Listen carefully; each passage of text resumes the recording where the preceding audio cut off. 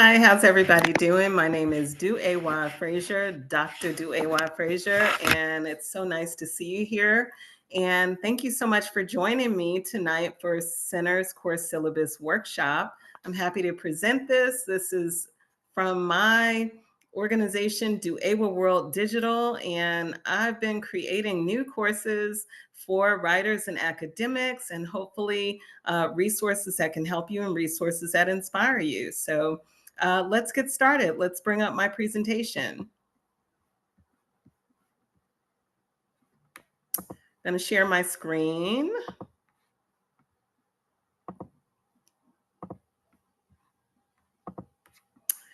Okay, so hopefully you guys can see my screen here, and I'm going to present my presentation for you. All right, so as I mentioned, my name is DuEwa Frazier, and this is the Center's Course Syllabus Workshop presented by DuEwa World Digital. Thank you so much for joining me. So the purpose for this seminar or workshop, and definitely presenting this as a resource, is to create an engaging Center's course syllabus to teach in your discipline this fall, and to provide sample resources that can benefit students in the course. So definitely, this is definitely for teaching faculty. We're always, those of us who do create courses and are privileged to think kind of outside the box to create courses outside of some of the general ed requirements. This is just a really fun way to engage your students with film media, with literature, and with so many other resources based on some of the themes and topics that are in this movie. So a little bit about me. I'm a multi-genre writer, digital storyteller, scholar, consultant, founder, and creator of Digital Podcast. I'm also the editor of the new edited volume, Introduction to Afrofuturism, a mixtape in Black literature and arts, published by Routledge. And I'm the author or editor of numerous other publications. You can certainly find out more about me at duewafrazier.com. And I'm also on most of the socials if you want to connect. And so just to give you an overview of the film, I placed the trailer here that you can certainly watch on your own in this module when you click play. And this is the official Warner Brothers trailer for Sinners. But just giving you a film overview, we know that this movie was made by the director, writer Ryan Coogler, who is also the director of Black Panther and Creed. And Sinners, the movie, stars Michael B. Jordan. And he is trying to leave behind a troubled life. He and his quote unquote twin brother, Smoke and Stack, both played by Michael B. Jordan. And so they're returning to their hometown in Mississippi to start over, only to discover an even greater evil is waiting to welcome them back. So, quote, "You keep dancing with the devil, and one day he's gonna follow you home." I don't know, for those of you that watch the movie, if you remember that quote, very interesting. Okay, so we've got a whole lot of characters and very awesome actors in this movie, played by, people like Miles Caton and Saul Williams, the award-winning poet. Andre Ward Hammond is in this movie, Jack O'Connell, Tanaj L. Jackson, of course, Michael B. Jordan, the wonderfully talented Delroy Lindo, so many outstanding actors in this film. So I just thought I'd place this here because, hey, you may want to create an activity where you're focused on specific characters. So it's really good to have that character list here, okay? So those are the Sinners characters, and you're also welcome to visit the official IMDb for the film and see the list of the characters. Okay, so what makes Sinners so special, and why did Dr. Frazier choose Sinners course syllabus to really kind of focus on developing a course this summer? So Ryan Coogler gave us an electrifying, jaw-dropping visual and auditory feast in the movie Sinners that also gave us some hope, reminded us about our history and legacy, reminding us that our culture is indeed great and that our ancestors are never too far away. So kind of along those lines, it's picking up with the historical themes and topics, the cultural themes and topics, the topic of, the ancestors are amongst us kind of thing. And so, we've had such a really bizarre, but also in some ways difficult year in terms of culture and history and, division and so many things that have occurred in our culture, both interesting, both shocking, both disappointing, and also both beautiful. And I feel like Sinners is right in the middle of that. So, what are some of the things that happen in our society and in our world and in pop culture and politics and entertainment and things like that, that were kind of, to me, kind of tying this together? So, Sinners came after VP Kamala Harris's disappointing election loss that left so many folks, not just Black folks, I have Black people here, but so many people angered, dismayed, and feeling hopeless. After Cat Williams' prophecy of the fall of many Black celebrities and exposing strongholds among the Hollywood elite. Also, after they've been removing Black history and certain cultural and historical truths from academic and school curriculum, after the quote unquote Montgomery chair brawl that created so many ridiculous memes across social media, after so much negative, toxic, and disheartening news and strife in every area of the globe. Of course, we know after or even in the midst of Palestine and so many things that are happening, real human issues that are affecting people. After Beyonce faced backlash for daring to do country music, and she did not win a single CMA for Cowboy Carter. So, of course, we know the Beehive was up in arms about that. So, Sinners came after all of that. Sinners, I feel, was sort of that like rainbow at the end of a storm, if you will, in thinking of it in a cultural sense. Okay. All right. And so, in getting started with writing on the Sinners film, so what is your discipline? Whether you teach English or creative writing, or you teach history, or maybe you teach American studies, pop culture, maybe you're teaching hip hop studies, or maybe you're even teaching women's gender and sexuality studies. There is quite a lot in this film that you can really pull from to teach in your discipline. But here are just some examples of individual warm-up writing or partner research activities that I came up with that you may want to use and adapt for your discipline. Okay, the idea of good versus evil, right? The whole good versus evil. Who are the good and who is the evil in this film? Herbal remedies in Southern Black life. We know that the character Annie was showing how has her, little shed or cabin where she's selling herbs to people in the town. That was in the very beginning of the film, and you find out that she is an herbalist or a roots woman. Okay, the characterization of the twins, Smoke and Stack, very interesting. We know it's played by Michael B. Jordan, but he does such a great job of showing that these are two individual men who just happen to be twins. Their persona, their expression, the things that they say, they're all very interesting. How about the characterization of Sammy, the young musician, the son of a Baptist or a preacher, who's going off on this journey with his cousins, Smoke and Stack, and he's really got his work cut out for him in terms of getting ready to, perform and entertain these folks. And then we also have Delta Slim, who's played by Delroy Lindo, a known actor, a very talented actor. And what is his characterization? Delta Slim seems like a man who's seen too much. He's been around a long time. He's an older gentleman who's just there in the town square playing his harmonica when Smoke and Stack come up to him, with some bottles of his favorite libation, giving him an offer he cannot refuse. So what kind of characterization is there for Delta Slim? What does he care about? What does he represent in this film? You might also use the question, who was your favorite character and why? You might also think about history of vampires in the Deep South or in America. maybe pull upon some popular fiction, some other films that might relate to that. Okay, so these are just a few, maybe these are short writing and short research partner activities you can get warmed up with for the film. Okay, so let's move on.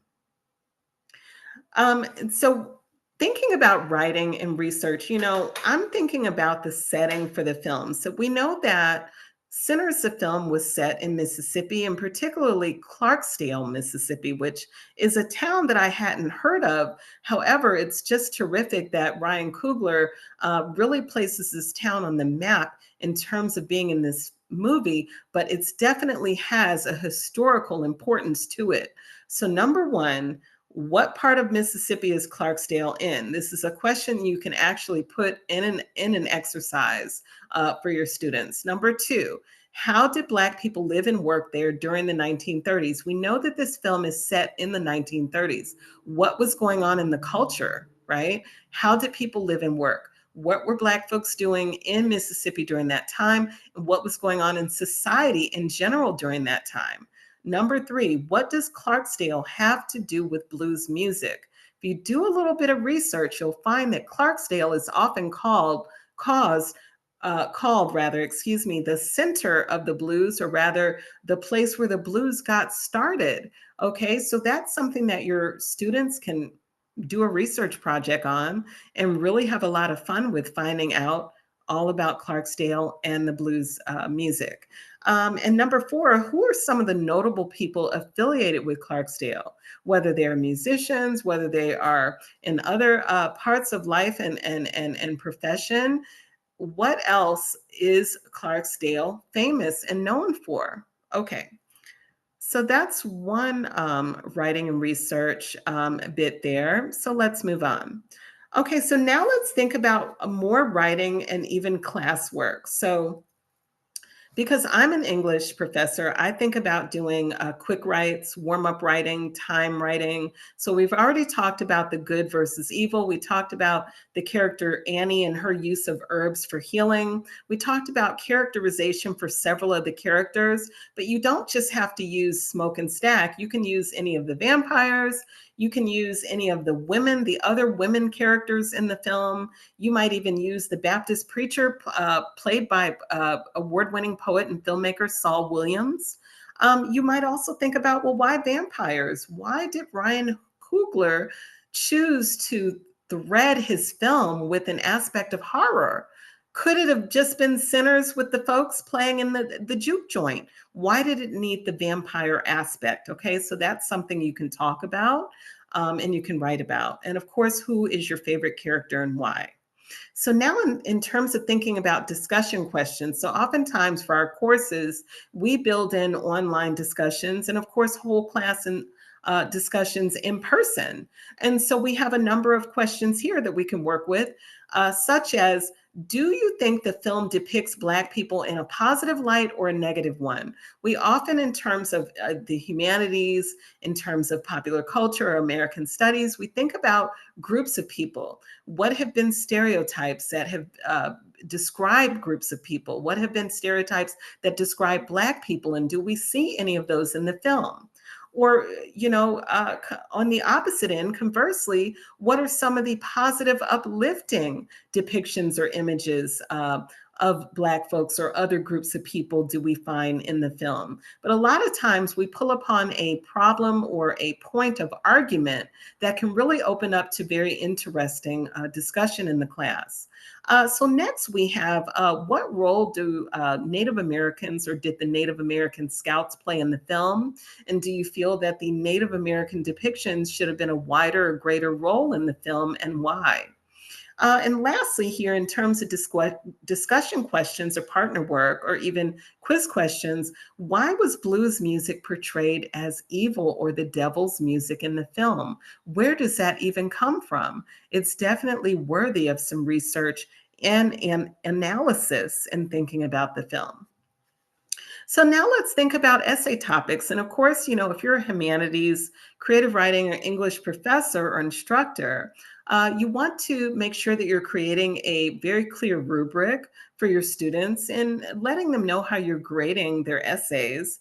And so you'll have your standard essay rubrics, and also you'll be able to adapt them for these particular topics related to centers.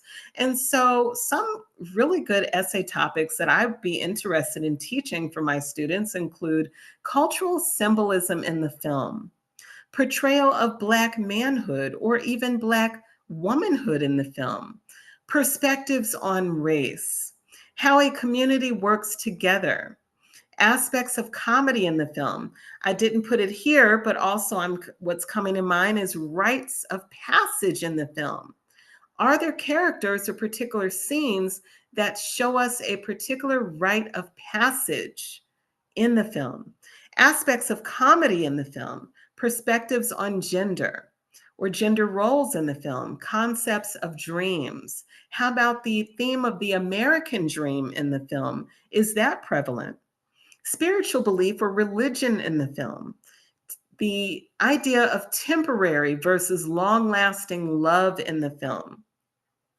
And last but not least, sharecropping and Black life in the South.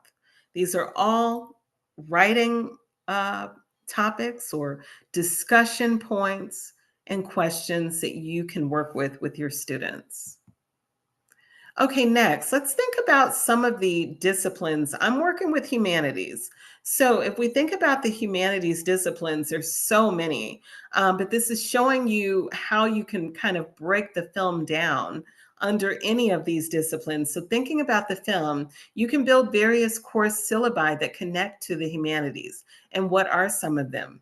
Academic study of the arts, American studies and area studies, archaeology, communications, cultural, ethnic, and gender studies, English language and literature, history, languages and literature other than English, jurisprudence, philosophy, religion, selected interdisciplinary studies. Okay. So when I'm thinking about, what would I want to teach, within my humanities area, what really jumps out at me as my primary interest as a teacher, I'm going to go with music history, drama, and cinema, Black African American studies, or you might call it Africana studies, or Black studies, creative writing, Black history, history of Mississippi or Clarksdale, Black history, the history of Chicago, which is where the smoke and stack were living, and of course, Southern Black life. You might add religion or spirituality here if that's a huge interest, because that is also a heavy subtopic for the film. And so think about courses that you might want to teach. What are the themes and materials that we can come up with to really make this an engaging course in any one of these subtopics or subdisciplines under the humanities? Okay, so if you're going with the historical aspect, you want to talk about the South, you want to talk about Mississippi or Clarksdale.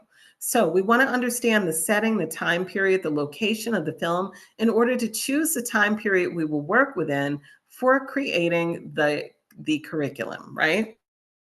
Okay, so we've got Clarksdale, Mississippi, and the setting for this film, the year is 1932. So I included some graphics here to kind of show you, we have the state of Mississippi, exactly where is Clarksdale? And it really appears that Clarksdale is the northernmost part of Mississippi. And then I included a photo here of a blues club. And so certainly there's so much that you can research about Clarksdale, Mississippi. And so we want to ask what was going on during this time. And this is, of course, a question that you can pose to your students. Any of the sections or the ideas that I'm going over with you are ones that you can reframe and restate for your students for your purposes. So what was going on? It was the 1930s, right in the middle of the Great Migration and the Great Depression. It's a time of racial and economic oppression, which served as the catalyst for Blacks to leave the South for the North, the Midwest, and the Western parts of the United States. And so the film references that characters Smoke and Stack traveled from Mississippi to Chicago, Illinois, and they worked for Capone, better known as Al Capone, a known mobster of the times. We also find that there is sharecropping going on. And what is sharecropping, in case your students have never heard of this? This, of course, was after slavery. And in some places overlapping with slavery, but it continued to be a cycle of debt and poverty in which Blacks during post-slavery and post-Civil War, Blacks farmed the plantation of white people and picked cotton while living on the property, receiving little to no pay. And Blacks in the movie were seen picking cotton. And we know that the character Cornbread was a sharecropper at that time. And we saw him with his wife and other Blacks in the fields picking cotton when Smoke, or rather Stack, I forget which one of the twins, and character Sammy and Delta Slim pulled up in their horse and buggy. Okay, so we can also think about teaching music history with the center's course syllabus. So we have the primary focus on music being the blues genre. And so I found a woman by the name of Bessie Smith, quite a famous blues artist who was known as the Empress of the Blues. She was active in her career during the years of 1923 and 1933. She was a known collaborator with the notable musician Louis Armstrong, known for St. Louis blues. She was known for her raspy voice, and she influenced the singer Billie Holiday. And Miss Bessie Smith passed in Clarksdale, Mississippi. And so what are some of the discussion and reading questions that you can use for your students if you're focusing on music history and the blues genre? Who were the important figures in blues music in the 1930s? What message or purpose did these artists have? How did the historical time period, racial oppression, and economic struggles shape blues music? How did the music change Black lives? Okay, so those are all some key questions that you can really work with. Okay. And so again, with those same questions in mind, let's look at another subject or a person who can be researched with the blues music genre. Robert Johnson, who was born in 1911, and he deceased in 1938, and he was known as the king of the Delta blues singers. He was a blues singer and guitarist. He wrote about love and his life experiences in living in the South and during the Great Depression. He recorded 29 or so songs between the years of 1936 and 1938. But of course, he was probably working and recording and writing songs and gigging even before 1936, most likely during the time in which the early 1930s, in which was the time period for the movie Sinners. And so Robert Johnson is known to have influenced the likes of the Rolling Stones, Bob Dylan, and Eric Clapton, excuse me. And again, we're focusing on the discussion and reading questions. Who were the important figures in blues music in the 1930s? What message or purpose did these artists have? How did the historical time period, racial oppression, and economic struggles shape blues music? And how did the music change Black lives? Okay, and when I say reading questions, this means the materials you're going to use, the articles or books or short pieces that you're going to use for reading in the classroom for this particular syllabus, you're just drawing out questions from the material that relates to the subject here. So next we have Big Bill Broonzy. He's also an accomplished blues musician, a singer, guitarist, pianist. He played bass drums, and he was considered a Delta musician, meaning he's from or played his music in Mississippi. And who eventually played, he was someone who played at such venues as Carnegie Hall. He traveled all around the world. He recorded albums for Bluebird Records in the 1930s. He performed solo in Chicago and later had a career and family in Europe. And again, the same questions that I used for Bessie Smith and for Robert Johnson will apply to Mr. Big Bill Brunsey, and your students can find out about all of their contributions to the blues.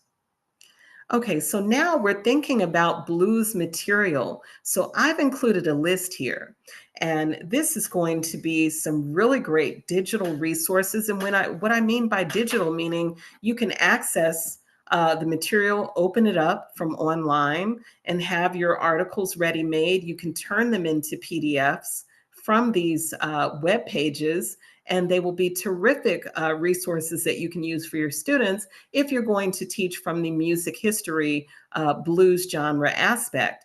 And so what are some of these resources that I've listed? We have a documentary called The Blues, The Road to Memphis, and that is a video. We also have a learner's guide, a PBS educational guide for that documentary, The Road to Memphis. We have Blues as African American History, The Historical Roots of Blues Music, The Mythic Power of Bessie Smith, Chicago Blues 1930, 20 Essential Blues Songs from the 1930s, Biography, Robert Johnson Blues Foundation, The Story Behind America's Trailblazers of Blues Music, Damn Right, They Had the Blues, Lead Belly, the Smithsonian Folkways Collection, Smithsonian Folkways Recordings, the unreleased Robert Johnson photo at the Smithsonian Institution, the Mac McCormick Collection. And so of these digital resources, which of these might you use to begin to build your course? Certainly within my presentation here, these resources are hyperlinked. However, I can include them in a separate document for this modules that you'll be able to have access to. So now let's look at if I were teaching my center's course syllabus and I really want to focus on Black literature and creative writing, here it is, bam. I have some of my favorite writers of all time, starting with the GOAT, Zora Neale Hurston. But what are some themes and topics that I would want to work with? Well, I'd want to work with the theme or topic of Black love, race and identity, triumph over adversity, Southern experience, Black horror, and of course, blues music. I'm tying in some of my favorite writers for this course because they're going to serve as the foundation for how I'm teaching students through this center's course syllabus with their writings, with their poetry, their essays, and their short stories. So we're going to start with the GOAT, my favorite writer of all time, Zora Neale Hurston. And some of her works include the essay, How It Feels to Be Colored Me, her short story, Spunk and Sweat, which you'll definitely find some subject matter and characterization that's similar to what we find in Sinners the movie. And we also have poems, poetry by Langston Hughes. There are many poems written where there is the theme of the blues from Langston's point of view. We have writings by James Baldwin. We also have the novel, The Color Purple by Alice Walker. We have the poem, Still I Rise by Maya Angelou. We have a poem, American Sonnet 10 by Wanda Coleman.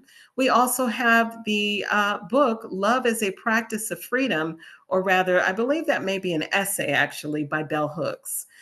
We have a poem, A Negro Love Song by Paul Laurence Dunbar. And we have the writings of the known horror speculative writer, Tananarive Due, Blood Colony and the Living Blood. We also have books, Lead Belly Poems by Tyemba Jess, Blues People, Negro Music in White America by Leroy Jones, also known as Amiri Baraka. These are wonderful resources and texts that you can use with your students covering any of these themes and topics, and for the courses relating to Black literature and creative writing. So which of these materials do you think that you might use? Let's move on. Now focusing on Black drama and cinema. I would, if I were teaching drama and cinema, and this again is still my Center's course syllabus, I might focus on themes and topics such as the 1930s, American Dream, interpersonal conflicts, the Black family, music, comedy, vampires, the South, and I might even include the Black church. Okay, I didn't put that here, but that's coming to mind, the Black church. So, what are some of the Black drama and plays that we can use for this particular syllabus? We have The Piano Lesson by August Wilson. We have A Raisin in the Sun by Lorraine Hainsbury. And we also have a list of cinema, or rather films or documentaries that you can use to build your syllabus in this manner. And these films we can draw upon would be Ma Rainey's Black Bottom.